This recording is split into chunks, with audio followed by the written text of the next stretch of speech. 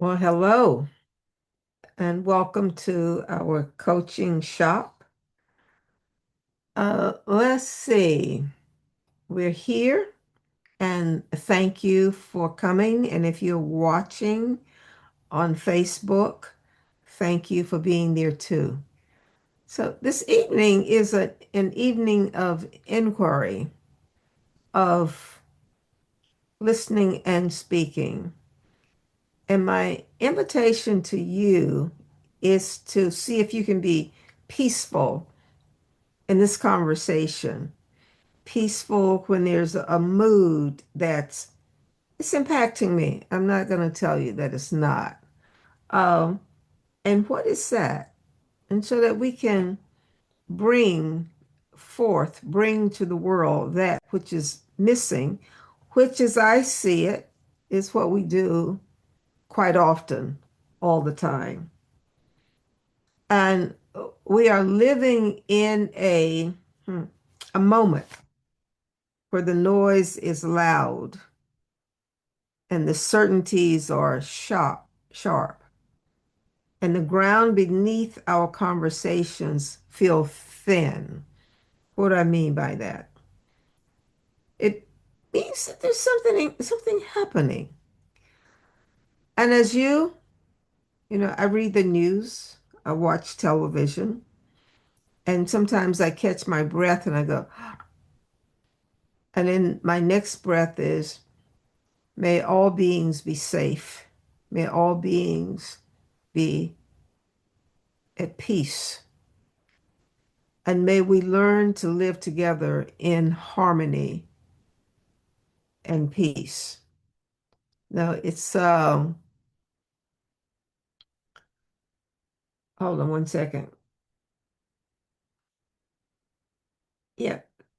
So part of what's happening right now, and I'm going to call on some of you too, to if you're willing to speak into this conversation and to see what's occurring for you, what's happening for you. And I will suggest also that maybe you're on this call because you are finding your way, like so many of us are, and finding our way through this whole question of what is peace?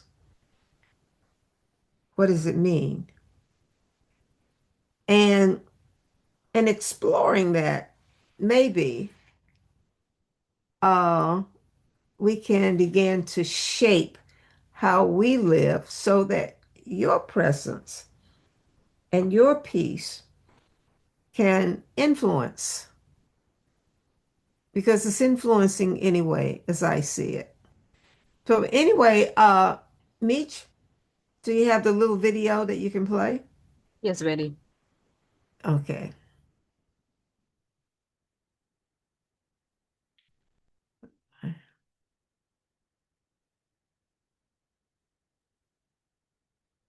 just a second.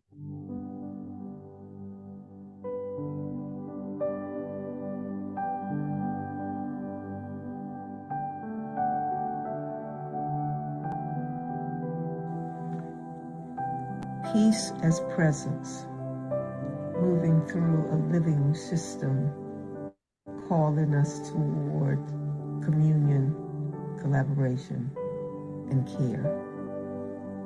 Embodied peace does not persuade, it calls us to be peace. The walking continues.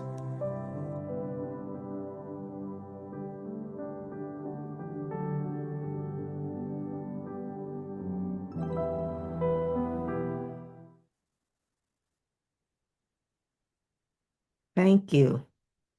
The last Saturday, I was blessed and fortunate to go out to visit with these monks, and they're walking. And you may have seen it on Facebook or even television, depending on where you are. But these monks left Texas walking to Washington, D.C. And what was amazing or interesting to me, and why I was drawn to go, and to be in their presence was, of course, everything I had made up about it. And I got to tell you, I was not disappointed. As you can see in the video, they're walking. And that day, it was pretty cold, but they walked. And then the next day, there was snow, ice, and they walked. And I started to notice that they were walking not for peace, but they were walking as peace. And that shift for me had me, look at peace in a whole nother way. Then what is peace? Is peace the absence of war? Some people think that. But even if there was not a war, would people be peaceful? Uh, what is peace? And so I'm not asking for answers right now, but if you can leave here tonight from this conversation, really thinking about what is peace in your own life, in your family, in your community, in your business, and what happens when you are not peaceful? What's missing? What's not present for you and to you when you're not peaceful? And so we're going to explore that a little bit tonight. And then, and we're going to explore it. And those of you who know me, we explored explore peace in terms of language. I was talking to someone last week, a week before, and they said, there are two things you have to be very careful about because once they leave you, you really don't know the impact that will have on the people around you or even your environment. And the two things they said, first, language, as you know, as we speak, we create.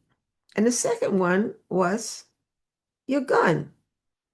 You shoot a gun, the bullet goes, and where's the bullet going? So hold those two very careful, peace and the gun.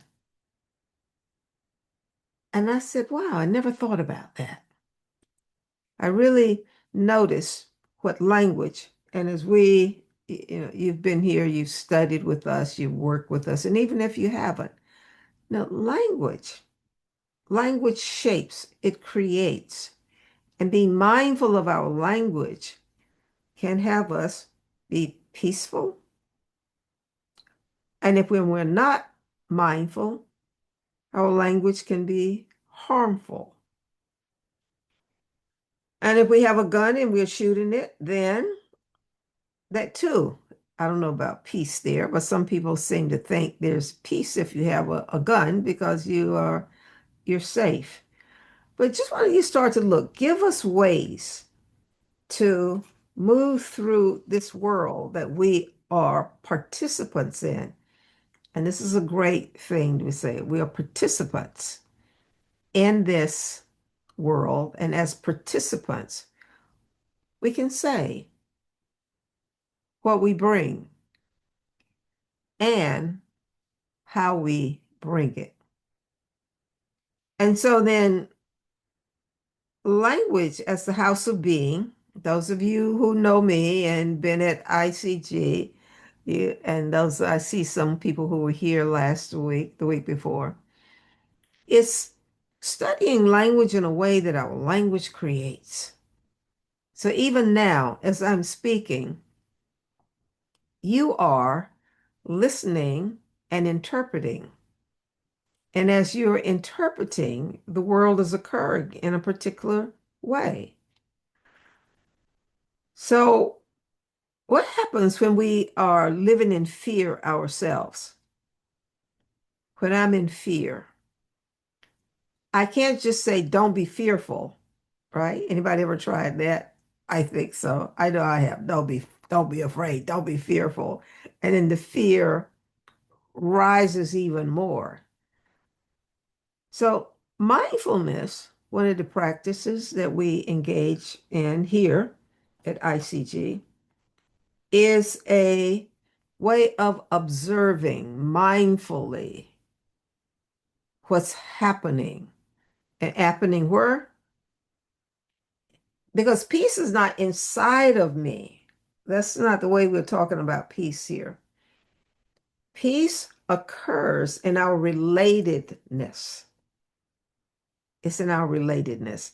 Have you ever been in a room and someone comes in and they're moving fast and they're going, and something gets shifted with you?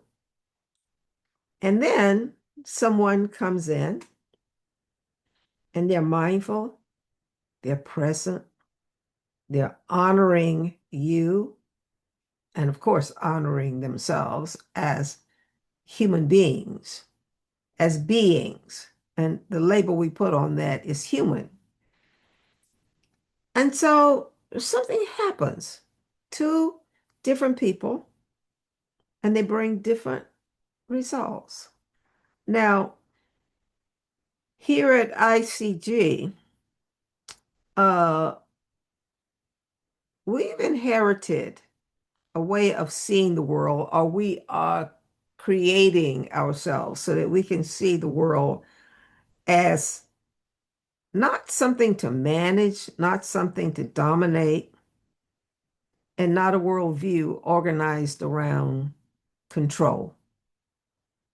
If you like control, and if when you don't have control, you feel like your life is going to end, put it in the chat for me so that I can just write something in there. Control, separation, and domination. It eclipses peace. So if you put something in the chat for me, I'd appreciate it. And just put in the chat where you are, where you're calling from. And what do you notice when you don't have control? What happens in your body? What happens to you? What goes on? And when you go to get control back, and quite often, she's my real fear. Joyce, my sister, hi, sister, fear. So fear then, when I don't have control, then fear comes to the foreground and fear discloses a harmful world. Now, notice the word I said. It discloses fear. It's disclosing to me a world of harm, a world where I need to be afraid. Yeah. Frustration. What is frustration? This is anxiety. So, so in this world that we are living in here in, what is this, 2026, we live in such a way that as we disclose the world, and human beings have been doing this for a long time, it's not new, but when you can begin to notice and observe, because fear is not out there. Fear is not even in here. Fear occurs between us and our interpretations and our meanings. And I see we have some people here from Malaysia.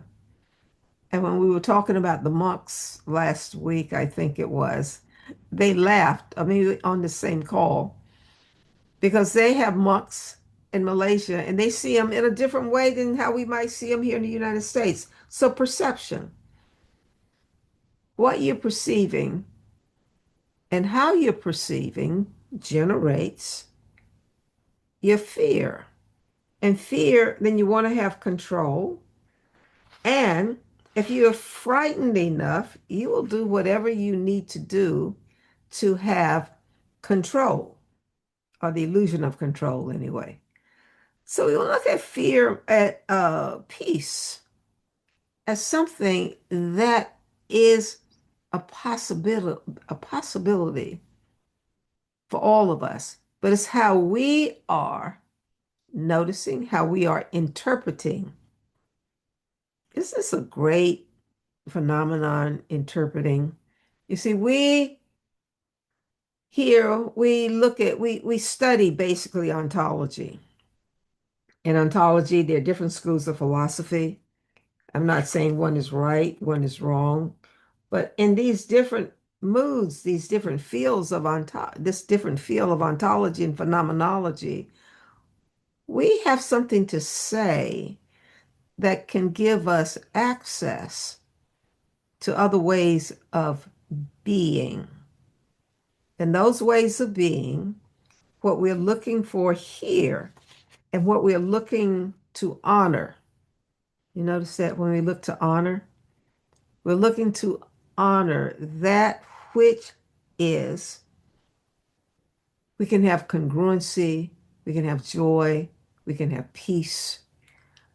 And with all this going on, we're aging. And you see some people here, I don't see. But as we age, and as the people around us age, all of that goes on. And we live as if, sometimes I live as if that's not supposed to happen to me. It's not supposed to happen to the people I care about. And how do I have peace? And what is peace? And how do I cultivate peace in a world that's constantly changing and in a world where we human beings have said that we're separate? I'm separate from you. The color of your skin, your gender, your politics, all of that separates. And so what do I need to do is to, raise my shoulders and go, okay, let me go get rid of them. And if I get rid of them, then I'll be peaceful. If I do something with this circumstance and this condition, then I'll be peaceful. I don't think that's the way that it is. And it might be. Uh, yeah. Okay. There's someone else said something about, yeah, from Malaysia. But it's interesting how we perceive. Even as these monks are walking here in the United States, some people are going, well, what are they walking for? Why don't they go to their own country and walk? I mean, it's quite amazing to me how our perceptions of separation and that I'm separate from you. This is, as I'm beginning to see, is one of the main principles that keeps us in violence. I'm separate from you. If I really got that you were me and that we were, you can say brothers, sisters, whatever you want to call it, but would I want to harm you?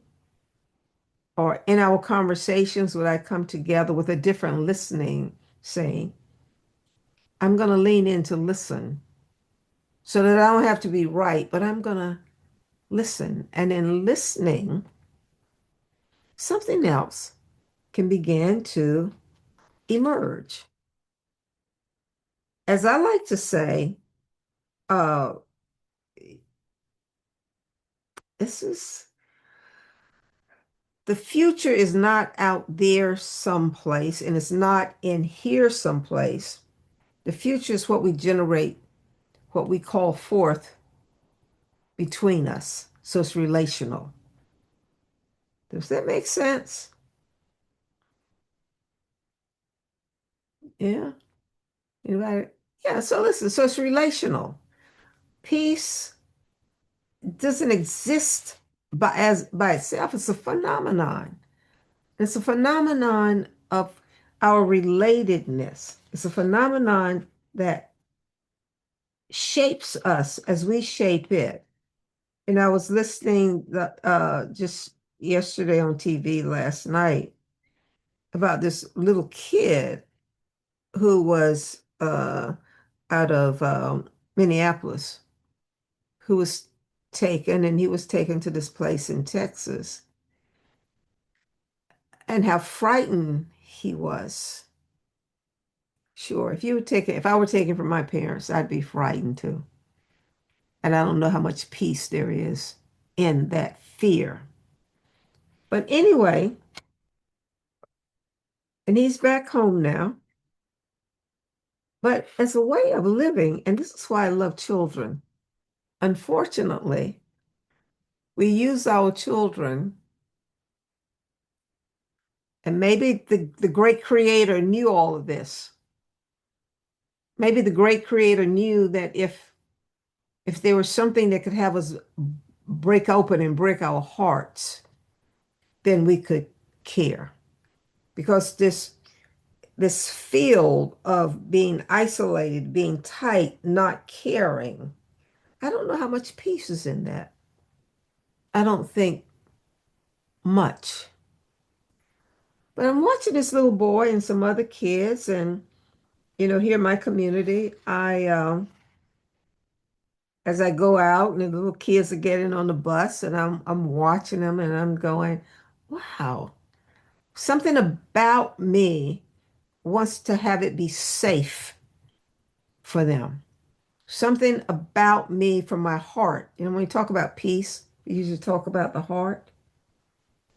Makes me, as Joanna Macy says, the heart that breaks open.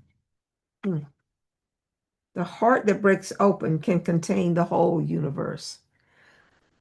Because you got your walls up, you got your boundaries up. What can you contain?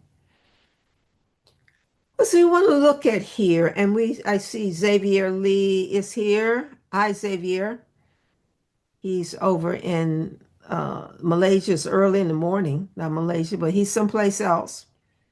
And he's here Good now. morning. Good morning. And Mhm. we're gonna hear from you about peace. Because it's not a topic, but it's a way of being, like these monks. It's a way of being. I don't know how you can be in a conversation of this is a way of being when you're in your house, you know, cursing or doing whatever you're doing and throwing things and beating and most importantly beating up on yourself. So we're learning, how do I accept that as a human being I make mistakes and so do other people? How do I live in compassion? And compassion, I don't mean compassion like people can do whatever they want to do. That's not what I'm talking about here. But compassion for the human condition. And with that kind of compassion, what becomes possible in your world and in the world? So, Xavier, hi. Can we put Xavier on the screen?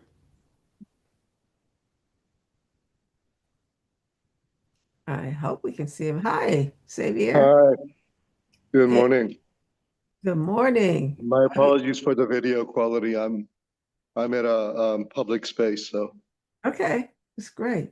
So we're just having a conversation. And what can you say into this conversation about peace? well, I think peace really starts with us. From my personal experience, I feel like doing a lot of meditation over the last few years. I feel like my peace has been increasing, and I don't know if it's true. It could be just a hallucination, but I also feel like I've been able to kind of export some of my inner peace to the outer world. Maybe not in huge ways, but just from one-on-one interactions and small groups. I've been speaking with people from really from all over the world, from Spain to Portugal to Turkey, here in Malaysia, Vietnam, and people tell me that there's a sense of calm when they speak with other meditators or people who are trying to actively cultivate compassion. So, this is a kind of a almost an old adage, but I think the peace does start with us, and then we can kind of ripple it out. Yeah, it does, because if I encounter the world as an angry person, I'm going to Yeah. bring that. if I encounter the world as peace, like the monks who were walking. And I was moved by that experience because as they were walking, and then I was telling this to somebody, they said, "Okay, you brought that there. They weren't bringing anything." I said, "I don't know about all of that, but there were moments, and there were thousands of people, and with flowers, little kids, but in that space." So I came to recognize that my presence and how I'm presencing to speak to you, it becomes for people around me. We live in a system. We live in an interconnected, interrelated system. So my actions count. They shape. And as I'm being shaped, I'm also shaping. It is not individual. That's a part of the Western world. We live as if we're individuals, right? But there's something else that's happening. So tell us more, Xavier. What else? Um, Give me 1 minute. I'm going to see if I can pull up that letter that my friend sent me, and but I need a minute to locate it. So if you don't mind, go ahead and keep talking, Betty. No, not at all. I am in my peaceful mind, so I'm not going, "Blah, blah, blah, let's go, let's go, let's go." Anybody see, notice you doing that? Let's go. Well, what is that evoking? And it's so fascinating to me. I'm working with a group in California, and when we meet on Monday mornings, I'm going, the first thing we do is let's breathe. Let's breathe. And let's be present in a way that we can bring that to everybody on the team. Because as many of you know, I'm working on teams and in businesses. You can walk into a space where it's so agitated and it's so like this that pretty soon you're doing this. Or you find your agency and you bring that. You ready, Xavier? Yes. Okay. Okay. So this was actually a newsletter that a friend of mine sent out. Her name is Mako, Mako Vogel. She's an abbot at San Francisco Zen Center. She's also the director of Tassajara Zen Center in near Big Sur. And she recently participated she went to Minneapolis, and just want to read her newsletter, which I thought was so beautiful. Um, Dear Sangha, so Sangha means my fellow journey people, my community.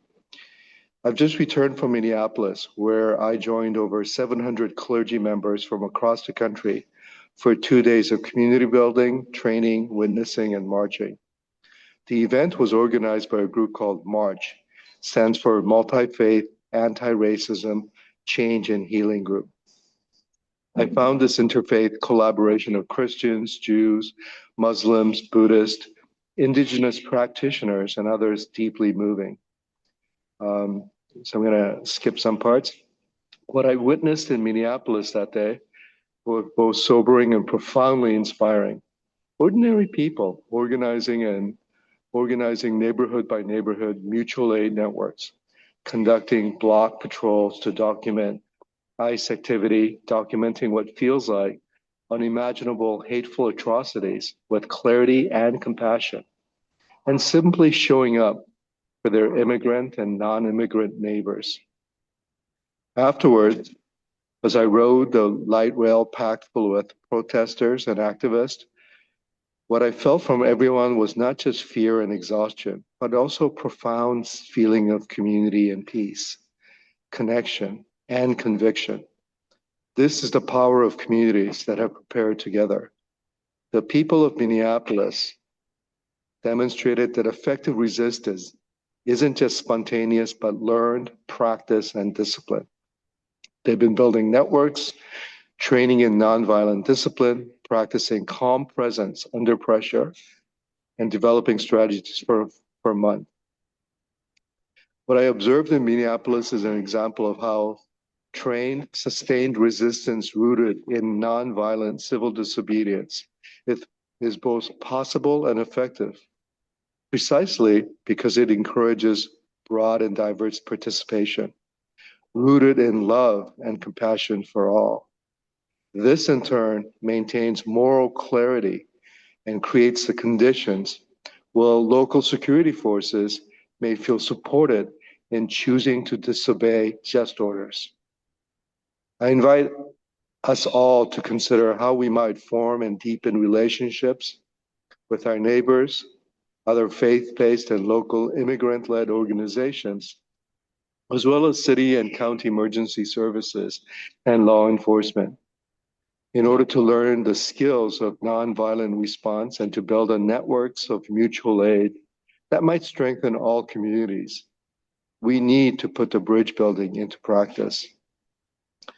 Our training, meaning meditation training and mindfulness, and practice teaches us to bear witness without turning away.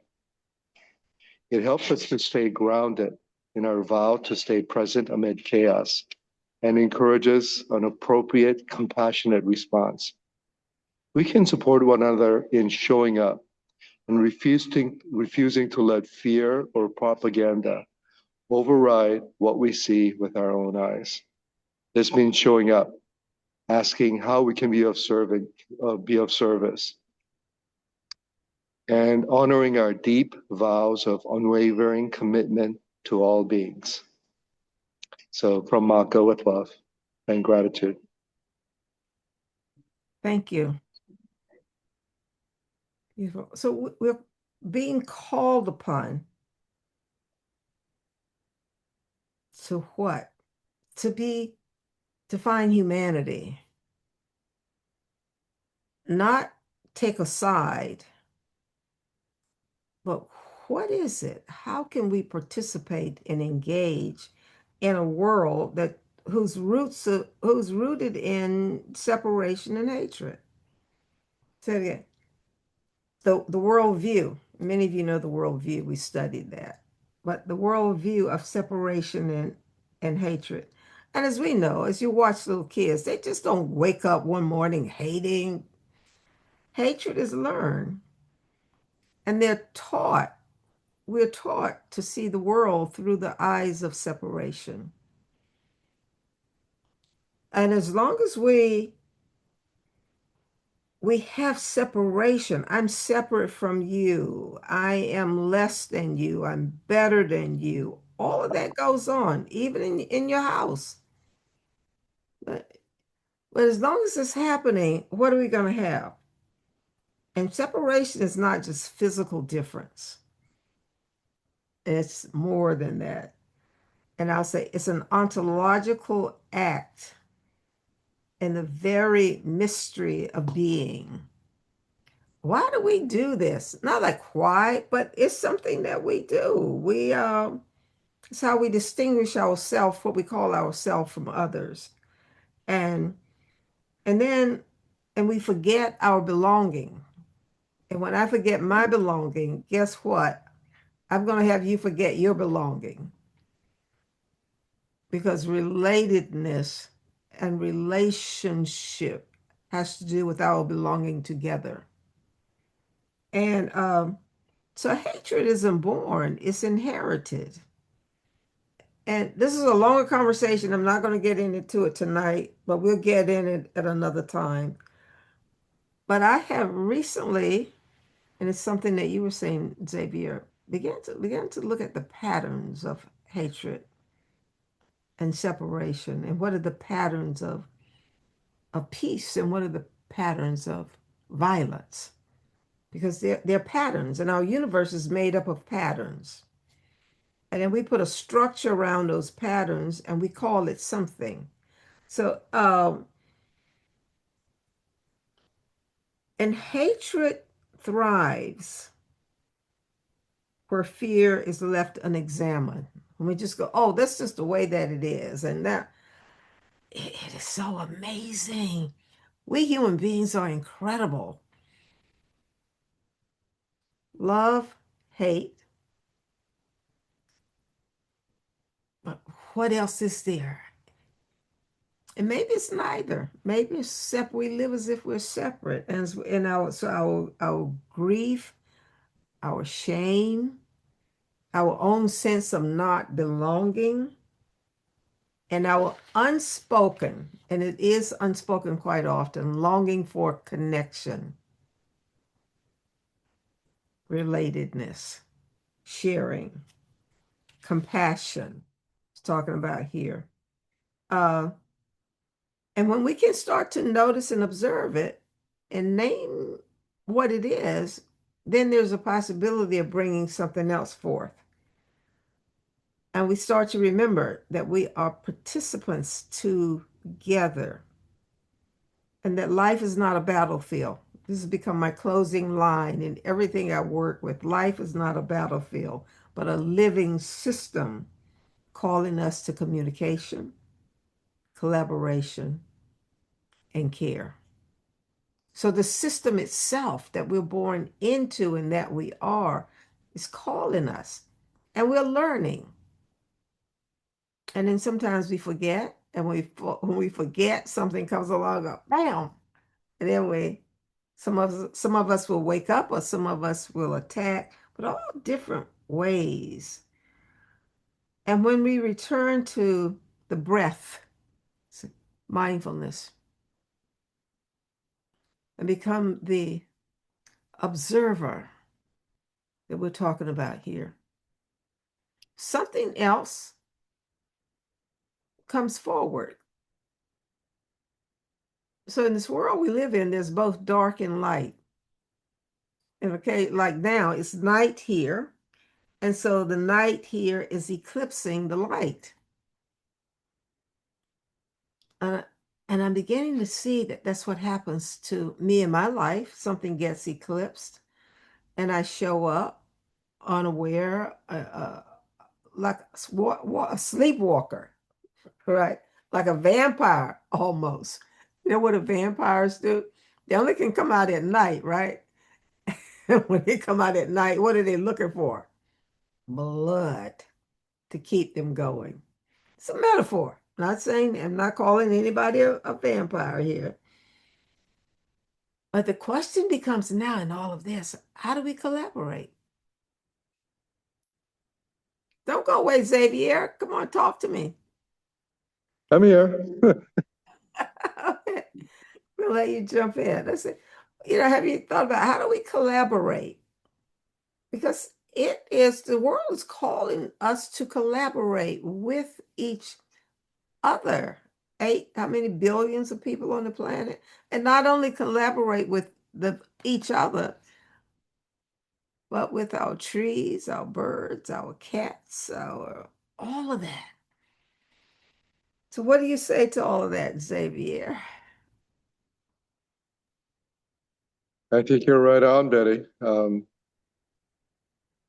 am just so grateful that I have my Sangha community Hmm. with my brothers and sisters with Ideal Coaching Global. It really is a Sangha. It's a community, and not in a Buddhist sense, but because we're all striving to make the world a better place.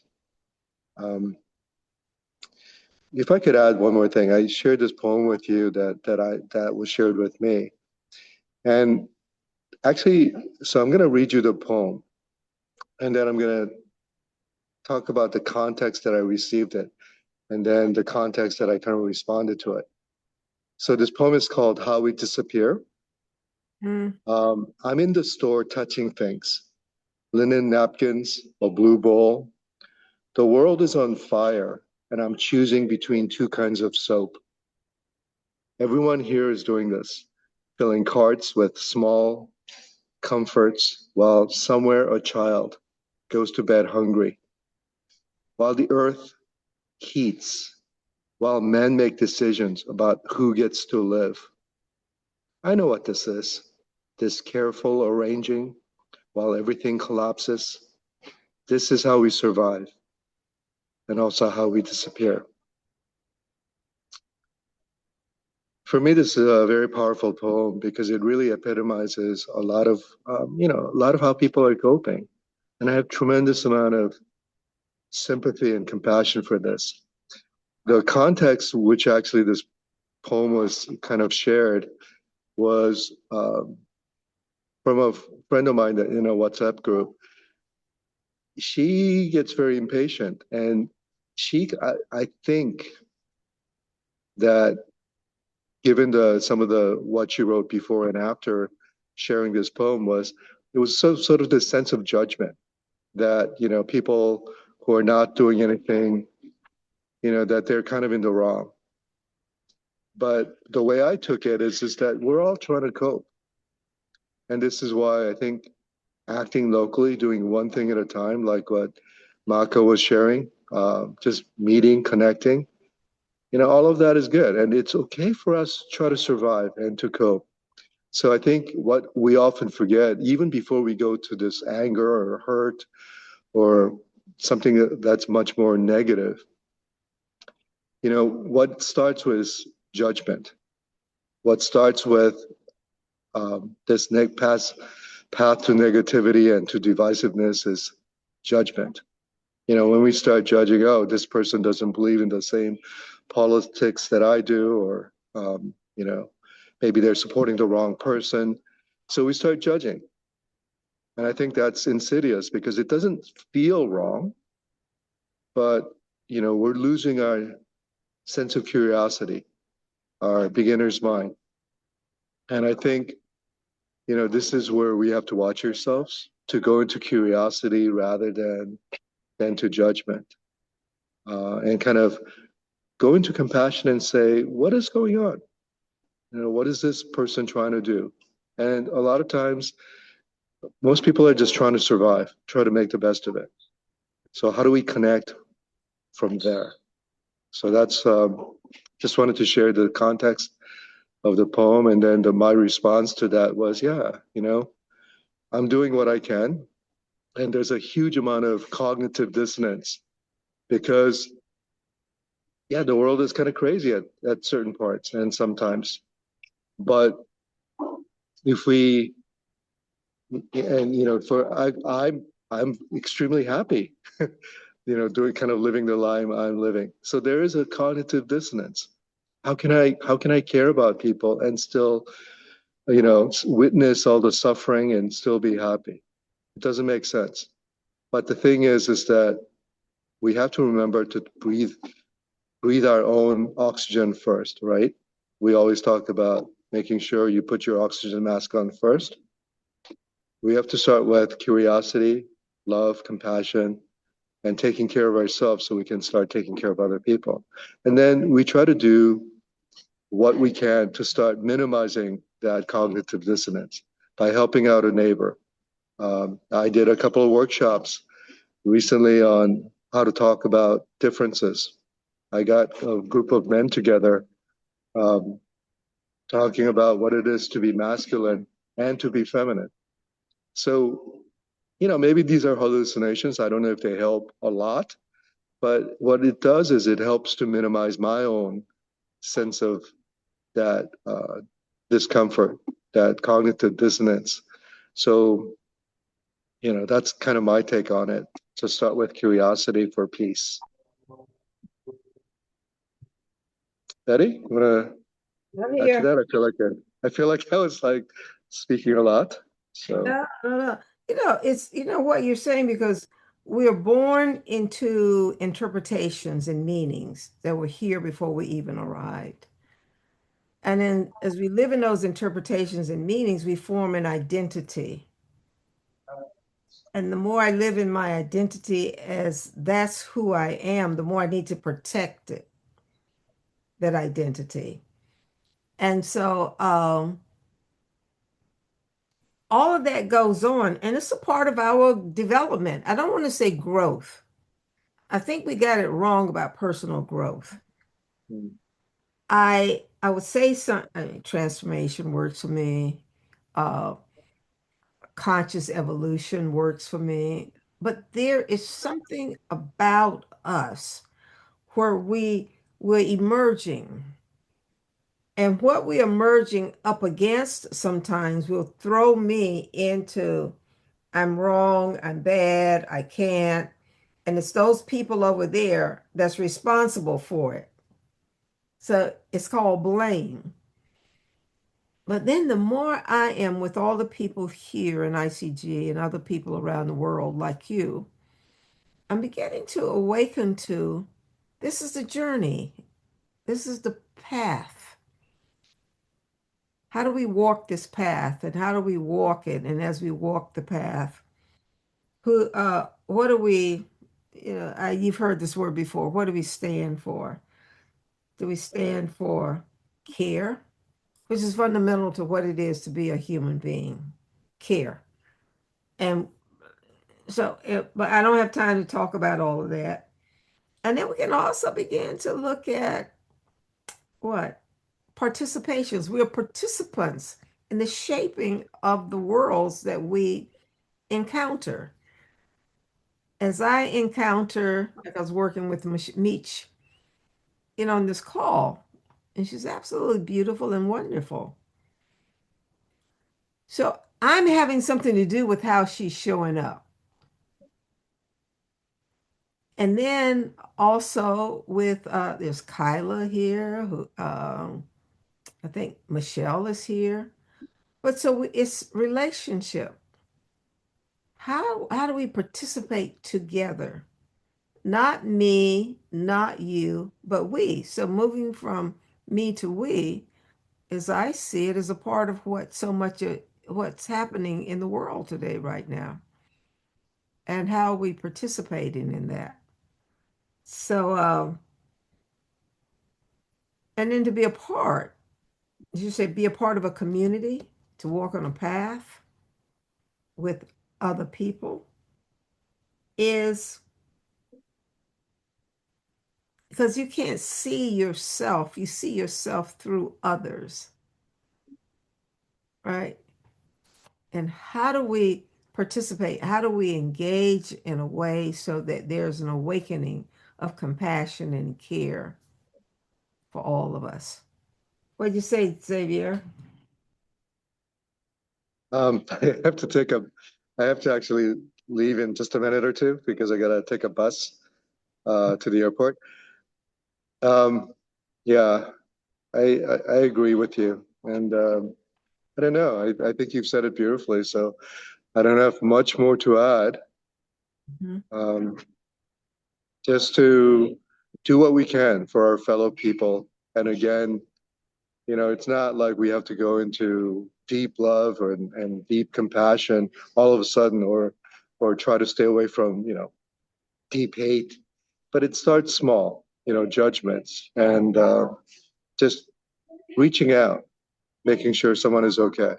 And so the peace starts with us, and then it starts rippling out in very, very small steps. But it does compound, it does ripple out bigger and louder. So I just want to say, like, this right here, just talking is also an act of love, small Mhm. steps. And Mhm. thank you all. I really appreciate you, Betty. Love you, and love everyone in this room. So let's stay. I'm looking forward to staying in touch. Bye, Thank you. everyone. We'll see you soon. Okay. So now we're here. Any questions or comments from anyone in the chat?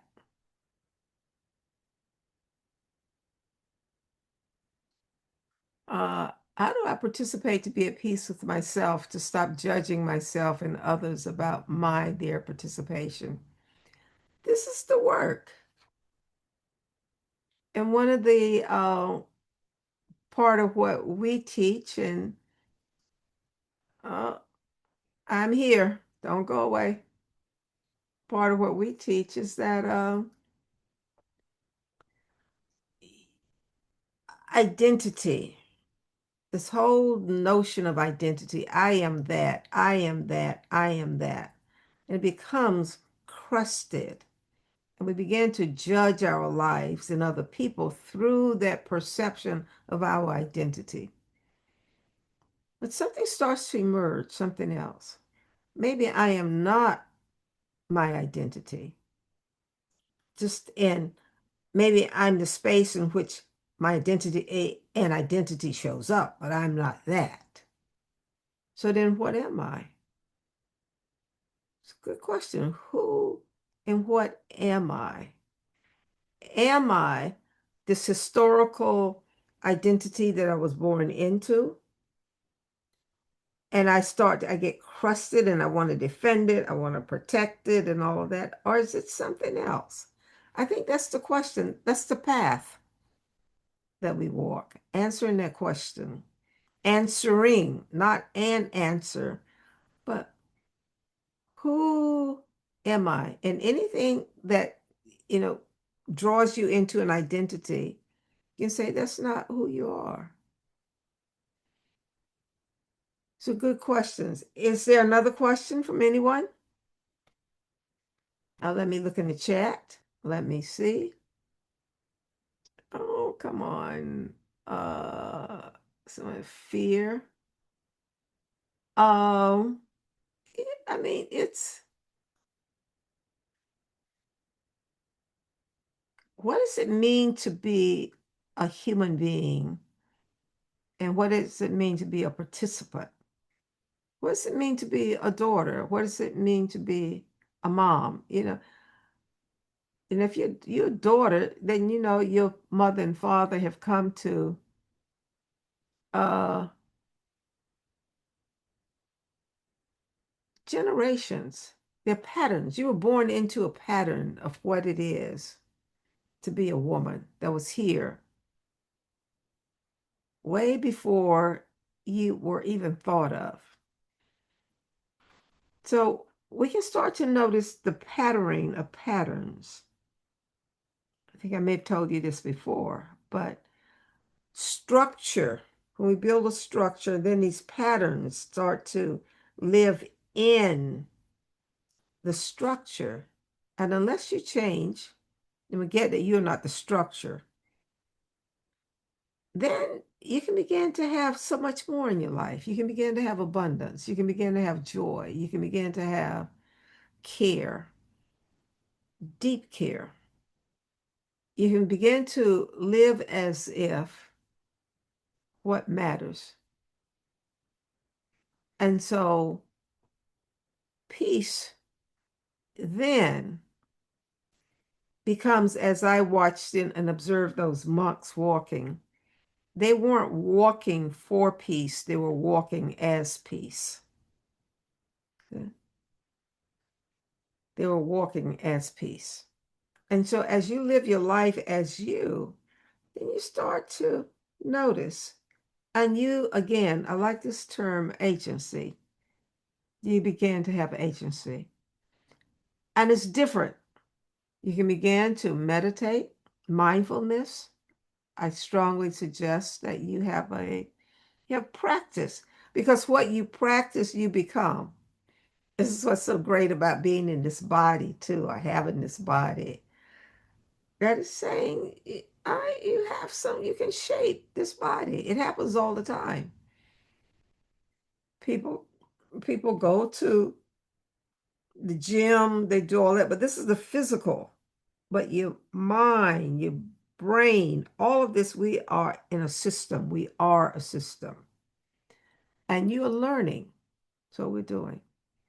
We're learning.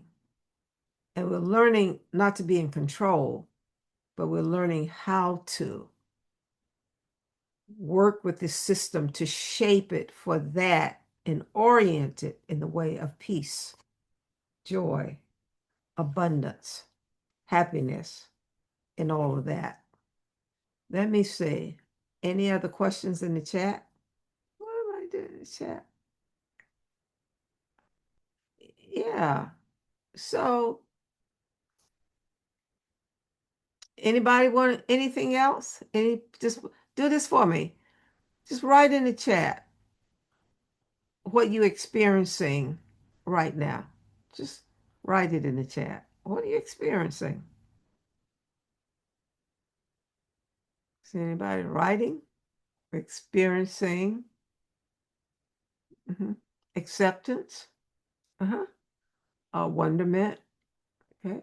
What else?